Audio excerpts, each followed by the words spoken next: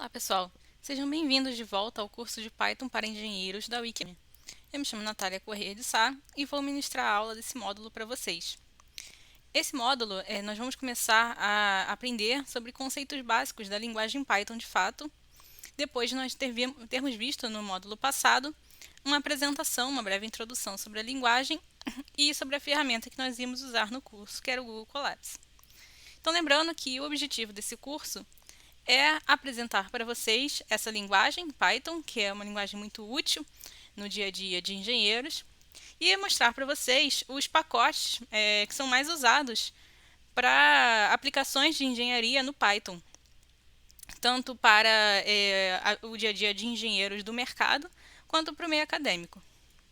Então, ao final desse curso, espera-se que vocês sejam capazes de escrever e entender códigos em Python e poder trabalhar num ambiente colaborativo com códigos em Python.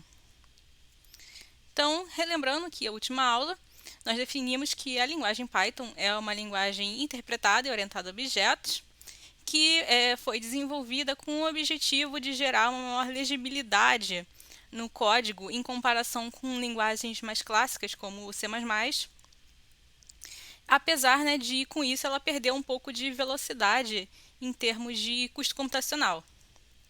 E outro foco do Python, além da legibilidade, da facilidade de se ler os códigos, é o desenvolvimento comunitário, já que existem diversos pacotes que funcionam como bibliotecas, desenvolvidos por terceiros e que estão disponíveis na internet para qualquer programador baixar.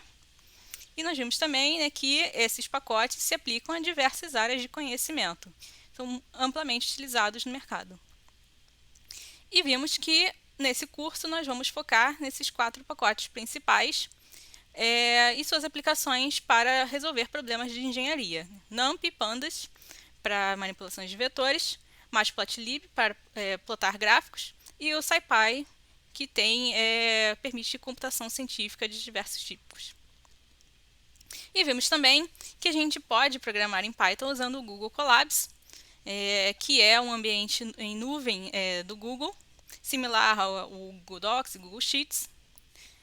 E é o que nós vamos usar aqui nesse curso para aprender a linguagem e desenvolver alguns códigos úteis para engenheiros.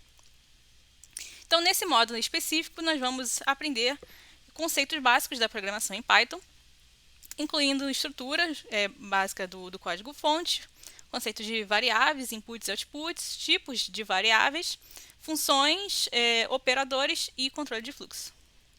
Então, vamos iniciar definindo alguns conceitos básicos. Nós vimos que Python é uma linguagem interpretada, mas o que isso queria dizer mesmo?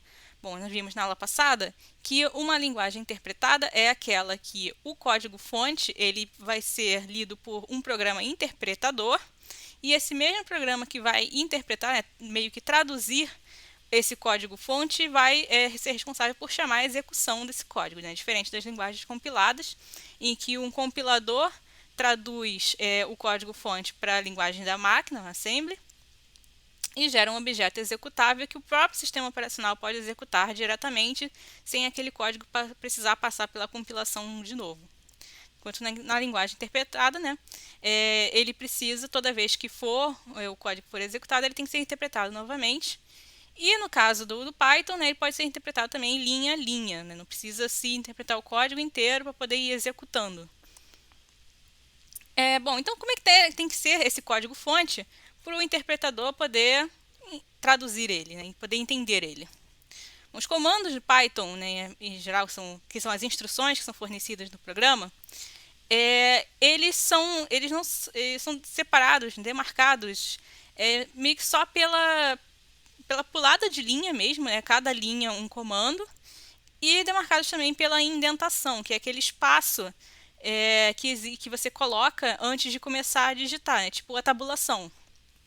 Então, diferente de linguagens como C, C++ e outras linguagens, você não tem aquele uso do ponto e vírgula para demarcar quando que você está terminando um comando. Você também não tem o uso de chaves para demarcar diferentes ambientes do seu código. É tudo mesmo pela pulada de linha. Quando você está numa nova linha, o Python está entendendo que você está num novo comando. Né, como já falado, as execuções das linhas de código de Python, elas podem ser feitas mesmo linha a linha. Você escreveu uma linha, pediu para executar, executou, escreve outra linha, interpreta e executa de novo. Ou como pode ser também ser escrito um script completo num arquivo de extensão .py, e aí você dá isso para o interpretador para ele interpretar e executar tudo e, né, gerar todos os retornáveis do seu código de uma vez. Bom, então vamos comparar essa estrutura e ver como é que é esse ganho de legibilidade do código no Python. Aí na tela vocês estão vendo um exemplo de comparação do código mais simples de qualquer programador iniciante, que é imprimir na tela a frase Olá, mundo, hello world. E vocês já vão ver como, em comparação com o C++, o Python é muito mais direto ao ponto. A gente pode ver que no C++ você precisa escrever essa função main para poder colocar todo o seu código principal dentro dela, demarcar por chaves, encerrar o seu comando de impressão da frase na tela com ponto e vírgula, precisa incluir uma biblioteca para poder usar a função que imprime as coisas na tela, que é essa cout que está marcada em verde. Depois precisa definir qual o retorno da função principal, ponto e vírgula, papá. E no Python, você só escreve na tela, print, hello world, acabou. Muito mais simples, muito mais direto ao ponto e muito mais fácil de se ler e identificar assim, imediatamente o que esse código está fazendo. Ele só está imprimindo na tela uma frase hello world. Então esse é o grande ganho do Python. Dá para ver bem explicitamente esse ganho de legibilidade do código. Né? E no Python, né, diferente do C++, por exemplo, e de outros códigos, você precisa ter toda a sua sequência de comandos dentro de um arquivo para ele ser depois compilado, executado, tudo aquilo de uma vez só. No Python você pode fazer comandos de uma única linha, executar aquilo e partir para o próximo. Então, essencialmente, você pode até acabar usando o Python como uma calculadora. Você pode simplesmente colocar lá uma operação matemática, 6 mais 4, executar, pum, vai aparecer o resultado. Depois outra operação matemática, executar, vai aparecer o resultado. E aí você pode notar também nesse exemplo aí na tela que os números, os valores numéricos, eles podem ser tratados tanto como números inteiros quanto números flutuantes, né, ou racionais, números com casas decimais. E isso vai depender, né, de como você está escrevendo esses números. Se eu colocar ali o pontinho, né, marcando que o meu número tem casas decimais, o meu resultado também vai levar em consideração a existência de casas decimais, né, que é um número racional e não um número inteiro. A gente vai ver logo mais à frente diferenças mais detalhadas de números inteiros e números racionais em códigos de Python. Bom, e a gente pode também, né, tanto quando a gente usa um arquivo, um script .py, quanto nessa execução por linhas, declarar uma variável. Né? Uma variável, estou dizendo que eu tenho aqui, nesse primeiro exemplo, uma variável chamada a, e ela vai receber o valor de 5. E depois eu posso usar essa variável a várias vezes no meu código. E posso mudar o valor dela conforme eu precisar. Note que, né, diferentemente de outras linguagens, basta eu dizer o nome da variável e o valor que ela vai receber. Eu não preciso dizer qual é o tipo dessa variável. O Python vai entender isso automaticamente por causa do valor que eu estou dando para a inicialização. E eu também não preciso usar o ponto e vírgula, né, como já tinha sido comentado. E depois eu posso chamar, né, declarei nesse exemplo essa variável a igual a 5 e depois chamei ela nessa expressão b igual a mais 7 e, né, o interpretador lembra que eu declarei esse a aqui é igual a 5 e vai fazer a soma com 7 para resultar em 12. Eu posso também, numa mesma linha, declarar várias variáveis diferentes, de tipos diferentes, inclusive, né, separando elas por vírgulas. Desde que eu não me esqueça de dar o valor da inicialização de cada uma delas. Então, nesse exemplo em amarelo na tela, eu estou criando duas variáveis, n e p, E estou dando os valores iniciais 50 e 8, né, com um pontinho para mostrar que é um flutuante que tem casas decimais. Então, o Python está entendendo que n vai ser um número inteiro, 50, e que p vai ser um número racional, vai ser 8, né, a princípio com uma casa decimal só, todas zero, né, 8,000, seja qual for a precisão. Bom, comentários. Comentários são muito úteis em um código, porque são linhas que vão ser ignoradas no momento da interpretação e da execução, e que servem de fato só para você colocar lá um comentário, geralmente explicando o que aquela parte do código está fazendo. Você, por exemplo, criou lá uma variável e aí você escreve um comentário dizendo: essa variável aqui é para eu calcular a área de um círculo. E aí outra pessoa consegue depois ler o seu código e entender o que aquela parte do seu código está fazendo. Às vezes você mesmo, né, vai ler o seu código depois e ler lá o comentário. Tá, isso aqui, essa parte aqui do código está fazendo isso. Ok, beleza. Você consegue ver isso pelo comentário.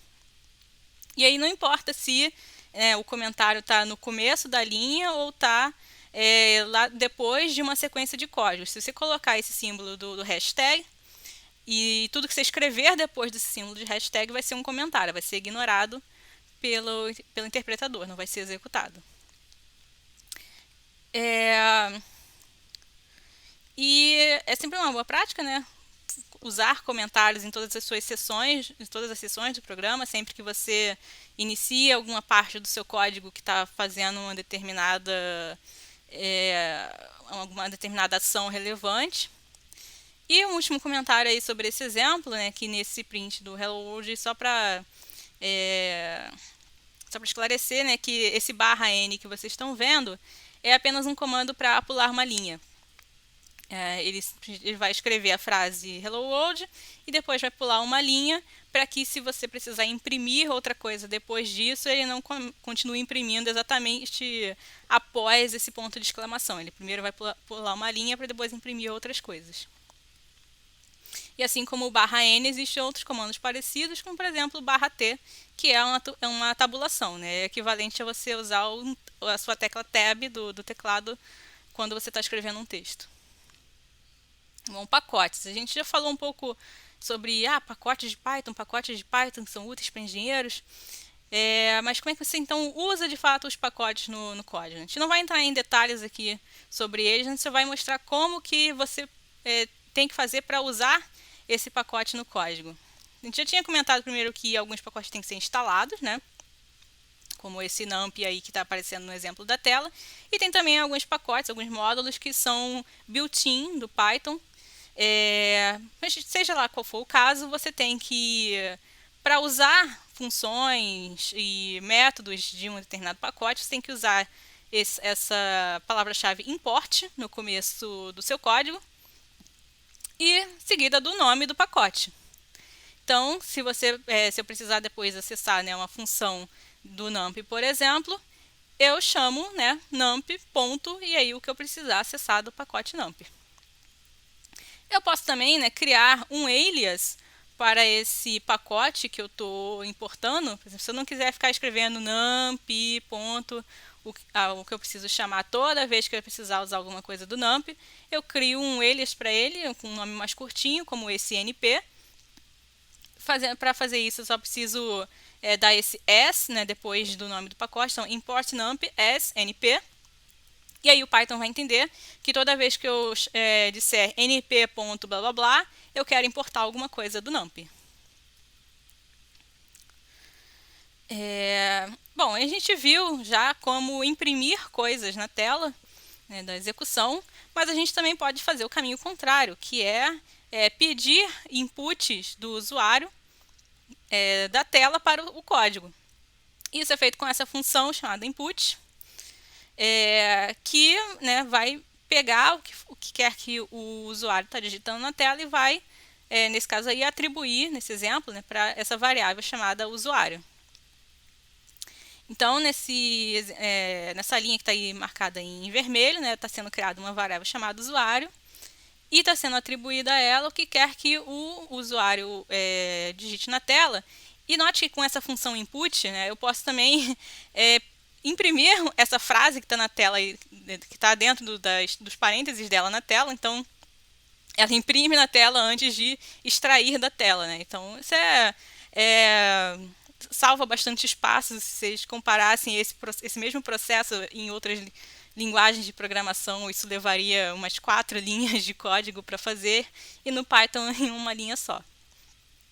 Então, pegando essa variável, seja lá o que for que o usuário escrever, e atribuindo a variável usuário, está sendo depois, né, feito esse print, está se escrevendo na tela, olá, e percebe que depois que se fecha a frase, né, entre aspas, né, o texto olá, está sendo usado um mais, né, e depois o nome da variável, e depois outro mais e outra sequência de texto. Então, dentro da função print, isso é muito útil quando você quer ficar alternando, quer imprimir um texto e depois quer imprimir o valor de uma variável. Então, você só pode simplesmente fazer isso. Olá, né, o texto sempre demarcado entre as aspas, mais o nome da variável, mais outra sequência de texto, mais uma outra variável que eu quiser imprimir e assim por diante. Ou, né, uma outra opção que tem no Python 3, a partir da versão 3, né, do Python, é você só fazer um único bloco de texto, né, e sempre que você quiser indicar onde que eu vou imprimir uma variável, você usa esse abre e fecha chaves, e no final do bloco de texto esse ponto formate com o nome da variável que vai ficar naquele espaço ali que as chaves estão marcando. Então o Python vai entender, né, que vai ser o mesmo resultado da linha anterior. Ele vai imprimir na tela olá e o que quer que o usuário escreveu lá, que foi, né, atribuído àquela variável ao usuário. Isso é muito útil e pode ser feito você pode encadear aí um monte de variáveis. Você poderia botar lá olá, abre fecha chaves, depois outro abre fecha chaves, né, imprimir duas variáveis, e depois lá no meu ponto formate, usuário 1, usuário 2. Né? Se eu tiver duas variáveis, usuário 1, usuário 2, eu posso imprimir as duas em sequência usando essa mesma função formate. Isso é bastante útil. E apenas uma observação, que se você estiver usando a versão 2 do Python, né, o Python 2, o nome da função input, na verdade, ela vai ser raw input, né? Só uma observação. Geralmente, hoje em dia, se usa mais o Python 3 mesmo. Bom, então, vamos seguir aprendendo quais são os tipos de dados exatamente, os tipos de variáveis que existem no Python. As principais, né, são o inteiro, né, que a gente já viu, os números inteiros, aqueles que não têm casas decimais. Os floats, que são, né, os chamados flutuantes, ou que são os números racionais, números que têm casas decimais.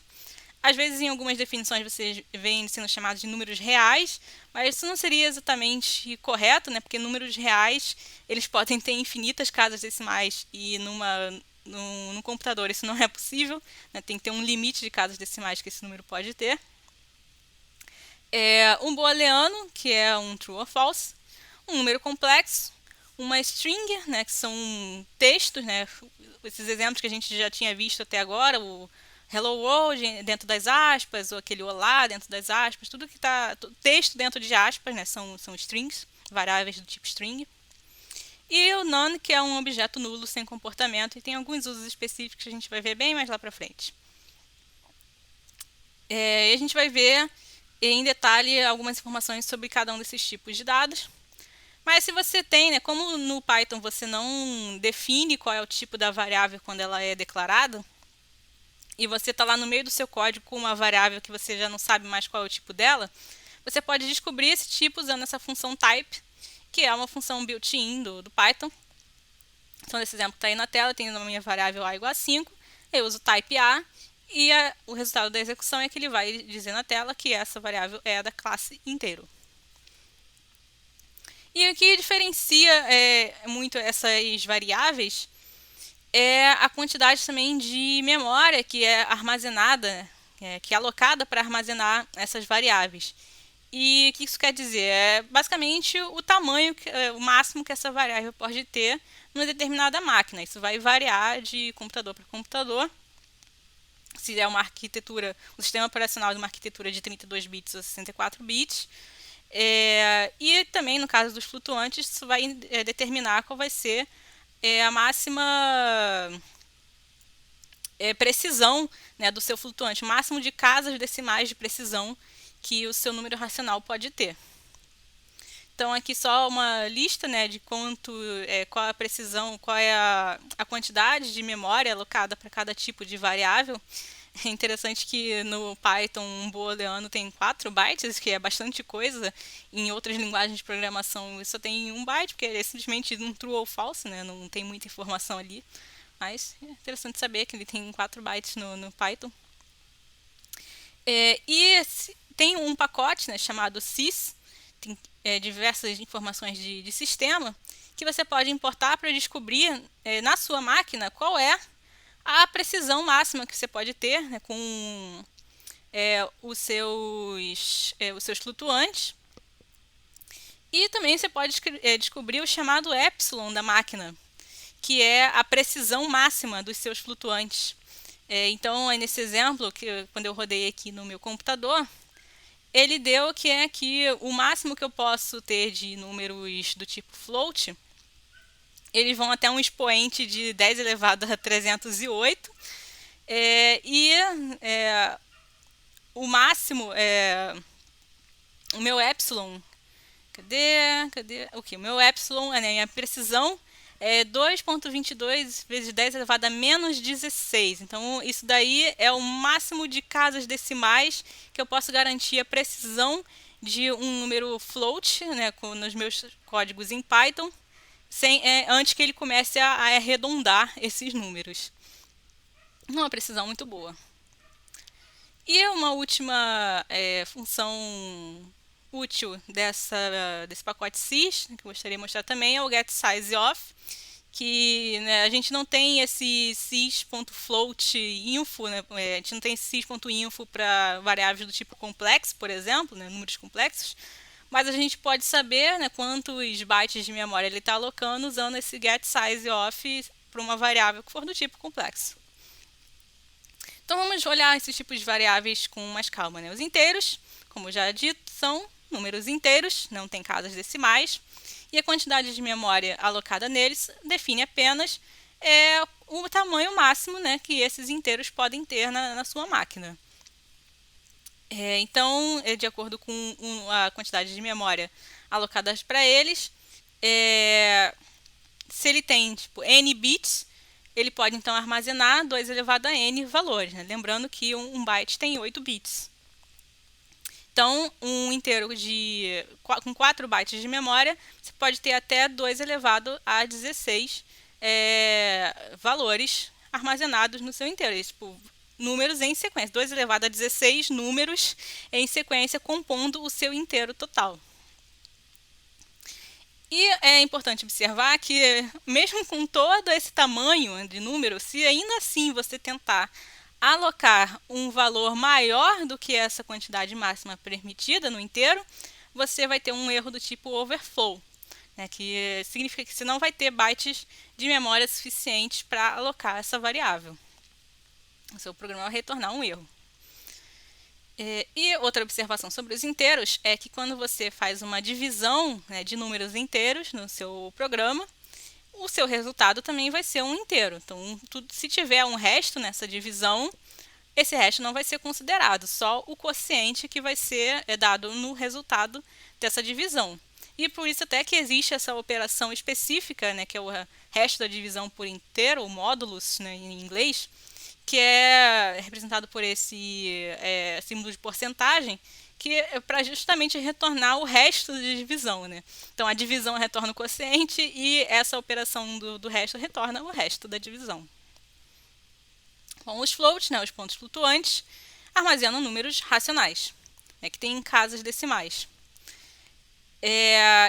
Né, como já havia adiantado, se você quiser armazenar um número que tem mais casas decimais do que a sua máquina vai suportar armazenar, esse número vai ser, na verdade, arredondado.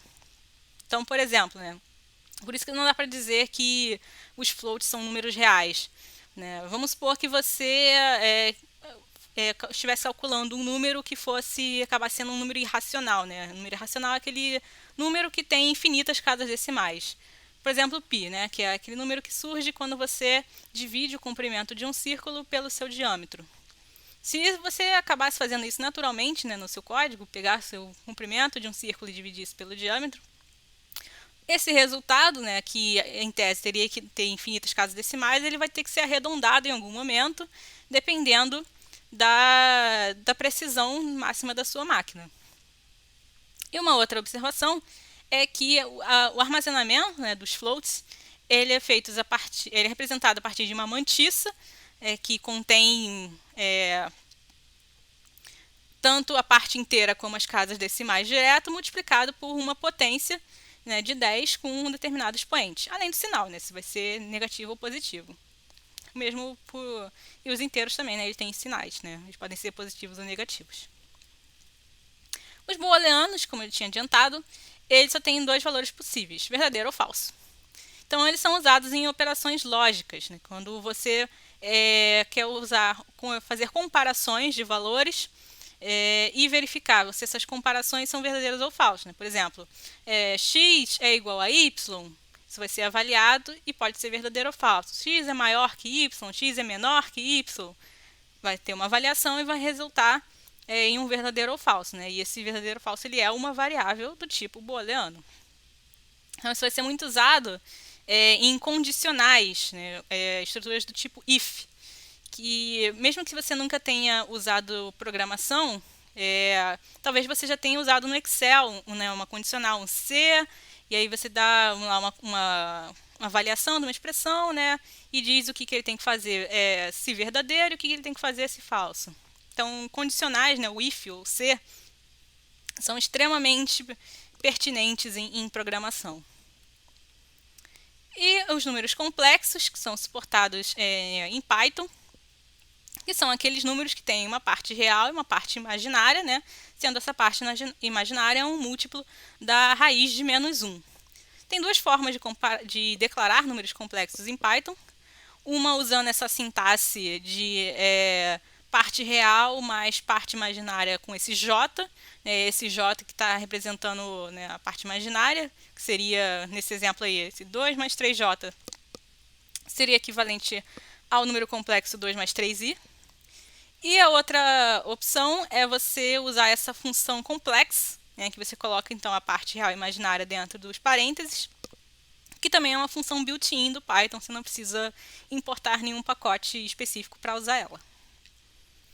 Tá, strings a gente já viu algumas vezes, né, que são aquelas sequências de texto demarcadas por aspas. E elas são nada mais do que sequências de caracteres específicos, né? Caracteres mesmo, né, coisas que tem no seu teclado, letras, números, pontuações. Então, usando o código ASCII, né, os valores de 0 até 127 de inteiro são associados a diferentes caracteres do seu teclado. Então, né, a gente já viu que elas são sempre demarcadas por aspas. E é possível também você, dentro de uma string, né, dessa sequência dentro das aspas, colocar um número ali dentro, ou até mesmo ter um número que é definido como uma string. E aí você tem que tomar cuidado, porque mesmo que se você tiver tipo, um 3 ali entre aspas, você não vai poder fazer somas numéricas com ele, ou operações numéricas com ele, porque o Python vai entender ele como um texto e não como um número. Então tem que ter cuidado com isso. Ao tratar, né, de strings que tenham números no meio. Né? Aquele número ali não serve para fazer contas. A não ser que você converta ele, e a gente vai ver isso posteriormente, né, como fazer conversão. E existe uma função específica no Python, que é essa len, que você pode usar para retornar o comprimento de uma string, né? Quantos caracteres tem dentro de uma string. E assim como string, podem haver também sequências, né, ou listas de outros tipos de variáveis, que não necessariamente vai ser texto. E esse é um tipo chamado lista. Né? Um tipo especial de lista, que é quando todos os caracteres são numéricos, todos os membros, aliás, são numéricos, é o chamado array. E aqui, né, como a gente não está mais falando de string, a gente não está mais falando de texto, porque agora não são mais essas variáveis não são mais demarcadas por aspas, e sim por colchetes ou parênteses, né, que aí eles são chamados de tuples. Então, dentro desses colchetes, cada membro da lista é separado por vírgulas, como nesse exemplo aí dessa variável A. Então, se você usar um type nela, você vai ver que o Python vai dizer que ela é uma variável do tipo lista. E aí, se eu usar a função len, ela vai me retornar com o tamanho dessa lista, que é 5 elementos. E um outro exemplo ali é que, bom, uma string, né? Eu posso usar também a função len. Então, eu usei ali o len para o meu nome. E ele está me retornando que o meu nome tem 8 letras. Não se preocupe por enquanto com esse conceito de arrays. É algo que ainda vai se expandir muito, que a gente vai ver com bem mais detalhes quando a gente for tratar o módulo de NumPy e pandas. E por último, gostaria de mostrar para vocês como é possível gerar números aleatórios em Python. Que é algo muito útil em programação, principalmente quando está desenvolvendo jogos até, ter, né, um elemento aleatório, uma aleatoriedade naquele jogo, para que ele não seja sempre a mesma execução toda vez que você for jogar, né, o que seria um tanto chato. Ou até mesmo em algumas aplicações científicas, você pode querer gerar números aleatórios, por exemplo, para comparar diversas rodadas de um código e ver se uma determinada função que você desenvolveu está conseguindo sempre prever o mesmo resultado, independente da entrada que você está dando. E aí você quer dar várias entradas aleatórias para ver se o seu resultado sempre vai convergir para o mesmo. Bom, mas então como é que você vai gerar essas entradas aleatórias se num computador a ideia é sempre você ter execuções mais previsíveis possíveis? Bom, no Python tem um módulo chamado random, que não precisa ser instalado, é um módulo built-in, e que tem um gerador de números aleatórios chamado Mersenne Twister, que é um gerador de números aleatórios bem consolidado no mercado. Na verdade, um gerador de números pseudo-aleatórios, né, baseado no algoritmo que ele usa. E ele consegue sortear números de maneira aleatória baseado numa inicialização, que é também chamada de seed. E você precisa, para isso, garantir que essa seed seja diferente sempre que você executar o seu código. E aqui eu dei um exemplozinho de como isso pode ser feito. Você importa lá o seu pacote random, né? Eu usei ali um alias, RD para ele, e importei aí esse pacote time. E especificamente importei dele a função time. Então tem o módulo time e a função time do módulo time. Está aí destacado em verde uma outra forma também de fazer importações, quando você não quer importar o pacote inteiro e sim só uma função dele. Então você usa esse from, o nome do pacote, e o import com o nome da função agora, da função específica. Então eu estou alimentando ali para a função seed do pacote random a função time, que me vai retornar o relógio da CPU, né, que não é relógio de horas, de horário, né, de fuso horário, é um relógio de tiques da CPU, da sua máquina. Então, cada vez que isso for executado, ele vai ter um valor diferente de tiques da CPU. Então, isso vai me garantir que a minha seed para o meu gerador de números aleatórios sempre vai ser diferente cada vez que o meu código for executado. E aí eu consigo, né, nesse exemplo, ter essa variável sorteio, que nesse caso aí ela sempre vai sortear um número aleatório entre 1 e 1000. Então, com isso você pode já começar a pensar em fazer joguinhos em Python, que isso é possível com esse algoritmo. Então, antes de encerrar, vamos passar lá para o Google Colabs para testar algumas coisas que a gente aprendeu.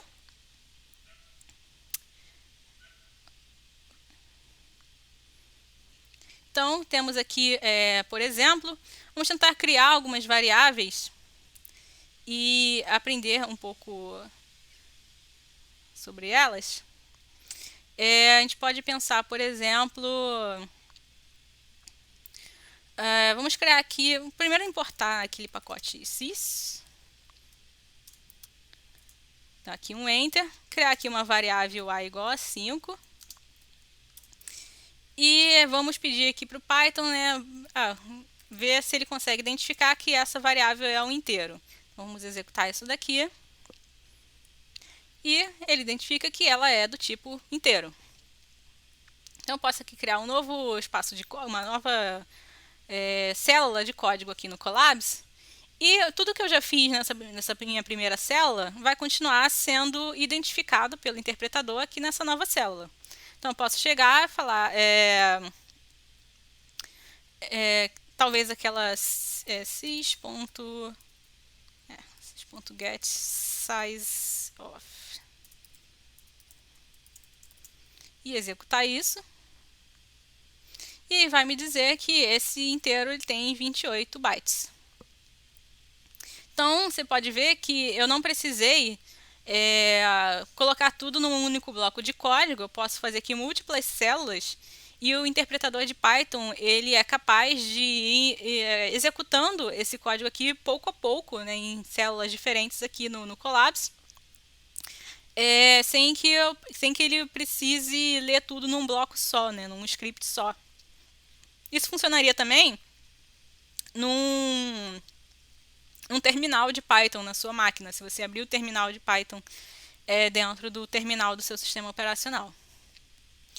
Bom, mas e se eu quisesse que ele me executasse, né, retornasse os retornos dessas duas funções, do type e do int? Né? Eu não posso colocar aqui type, depois desse type aqui o sysgetSizeOf, porque por esse modelo de execução por linha, ele só vai me executar o último comando.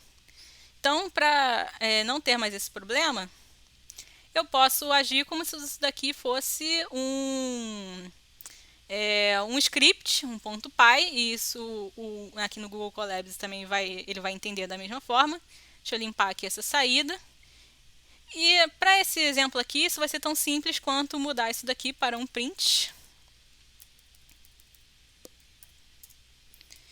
E a mesma coisa aqui, print get size of. Note que aqui no Google Colabs ele já está fechando todos os parênteses que eu abro, né? Isso é muito importante. É uma qualidade de vida você já ter isso na ferramenta que você está usando, porque é muito importante. Sempre que você abrir uma chave, abrir um colchete, abrir um parêntese, tem que ser fechado, e é uma fonte de muitos erros de programação. Mesmo quando você já não é mais iniciante, mesmo quando você já é bastante experiente.